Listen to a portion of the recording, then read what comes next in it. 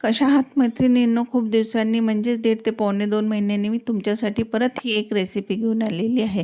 1.5 ते पावणे 2 महिन्यांचा गॅप यासाठी पडला की घरी लग्न होतं, परंतु त्यापूर्वी मला जनगणनेचं ट्रेनिंग आलेलं होतं आणि लगेच नंतर जनगणना सुरू झाली. म्हटलं आलेल्या कामाला पहिले प्रायोरिटी द्यायचं आणि नंतर आपले वैयक्तिक कामं करायचे. तुमच्या लक्षात आलंच असेल की मी एक वर्किंग वुमन आहे. मला ना विविध पदार्थ करून बघायची फार आवड आहे, म्हणूनच मी हे यूट्यूब चॅनल सुरू केलेले. मी ज्या पद्धतीने रेसिपी बनवते ती तुमच्यापर्यंत शेअर करते. बघा, इथे मी 6 आंबे घेतलेले आहेत आणि विशेष म्हणजे हे सगळे आंबे आमच्या अंगणात असलेल्या झाडालाच लागलेले आहेत. परंतु हा आंबा कुठल्या प्रकारचा आहे काही आम्हाला कळलं नाही. तुम्हाला जर माहीत असेल तर नक्की कळवा. 6 पैकी 2 आंबे हे अगदी पिकलेले निघाले, त्यामुळे ते साईडला ठेवले आणि बाकीचे जे इतर आहे थोडे पिवळसर निघाले, तर ह्या लोणच्याला चालतात अशा प्रकारचे. तुम्ही जे मार्केटमध्ये असे राजापुरी वगैरे आंबा येतो तो या लोणच्यासाठी घेऊ शकतो. आज आपण हे जे लोणचं बनवणार आहे ते अगदी बिना तेलाचं बनवणार आहे. म्हणजे एक तर बघा, सगळं आंब्याचे काप केल्यानंतर आपण 1 चमचा यामध्ये हळद टाकला आहे, 2 चमचे लाल तिखट टाकलेलं आहे,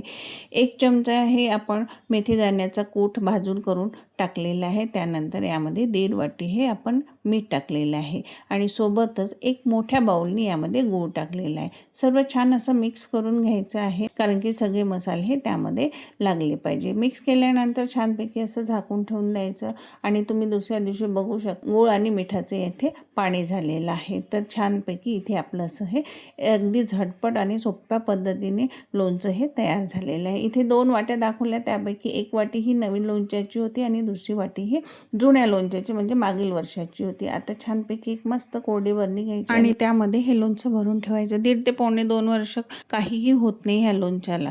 तर कशी वाटली मैत्रिणींनो आजची ही रेसिपी? तुम्ही देखील करून बघा आणि माझ्या चॅनलला लाईक, शेअर, सबस्क्राईब जरूर करा. धन्यवाद.